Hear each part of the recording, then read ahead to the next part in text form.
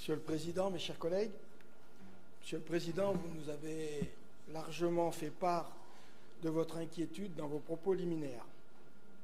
Un mauvais vent souffle effectivement sur notre pays, dont nous avons de plus en plus de mal à identifier la provenance.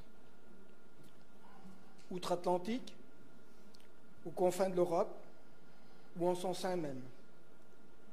Instabilité politique, bien sûr, mais aussi souffle de l'illibéralisme, de la remise en cause de l'état de droit et des fondements de notre démocratie.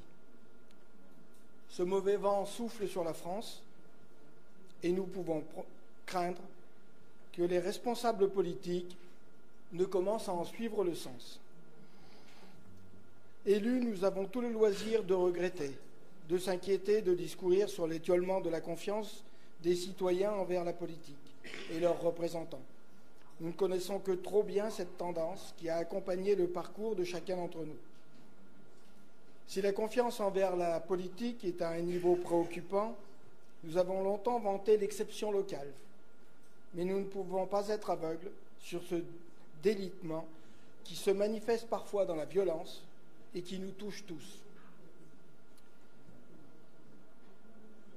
Si cette crise est aussi celle de la parole politique, c'est parce que celle-ci impacte nos concitoyens dans leur chair. L'épuisement démocratique s'est aussi joué dans le déni de démocratie que nous avons vécu, notamment en 2023 lors de la réforme des retraites.